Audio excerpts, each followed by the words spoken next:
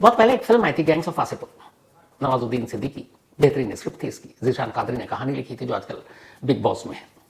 और मुझे लगा था, खुद ज़ीशान कादरी ने कहा था कि वो कुछ ही दिन के बाद बाहर आ जाएंगे क्योंकि एक शादी में जाने की बात हो रही थी, बट वो लंबे टिक गए और अब तो मैं चाहता हूँ कि फिर वो जीत कर ही बाहर आए।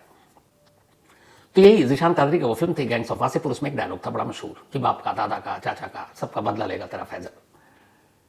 तो बाप दादा का बदला बेटा ले, ये कुछ बात समझ से परे की चीज़ है। अब वो तो फिल्म थी, फिल्म में डायलॉग होते हैं ताकि लोग तालियां पीटे, लेकिन असली जिंदगी में फिल्म और फिल्मी डायलॉग का कोई मतलब हो या मकसद हो, ये बात समझ में नहीं आती। आज की कहानी एक ऐसे बाप की कहानी है जिसने अपने बेटे को कातिल बना दिया। आमतौर पर कहते हैं कि माँ बाप एक बच्चे के लिए सबसे बेस्ट टीचर होते हैं, सबसे बेस्ट गुरु होते हैं, क्योंकि बच्चा जो कुछ सीखता है, चाहे वो चलना हो, पहली बार बोलना हो, पहली बार हंसना रोना हो, वो सब माँ बाप की आगोश में और गोद में और घरों में ही होता है। तो माँ बाप से बेहतर कोई गुरु या टीचर या उस्ताद हो नहीं सकता। लेकिन अगर कोई माँ बाप या बाप अपने ही बच्चे को, अपने ही बेटे को एक कातिल के तौर पर ट्रेनिंग दे, तैयार करे, पूरे 9 साल तक इंतजार करे कि उसका बेटा बड़ा हो और फिर उसके हाथों से वो अपना बदला पूरा करे, अपने बेटे के हाथों से कत्ल कराए।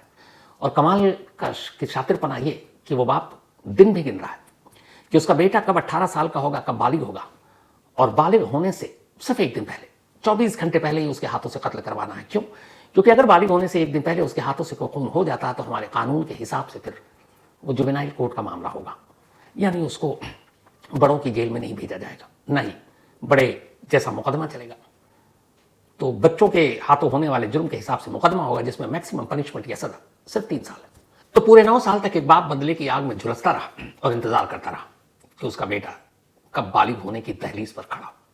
और फिर जैसे ही वो दिन आता है, सचमुच वो बेटा अपने बाप का बदला लेता है एक कत्ल करके। ये कहानी दिल्ली की है।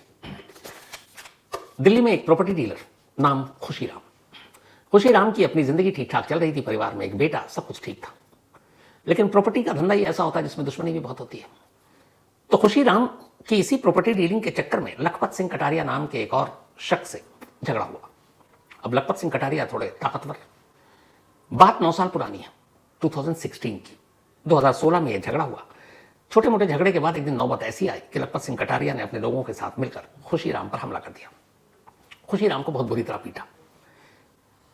पिटाई इतनी जबरदस्त थी और इतने गहरे जख्म थे कि अगले 9 महीने तक खुशीराम बिस्तर से नहीं उठ पाए और वो बिस्तर पर पड़े रहे।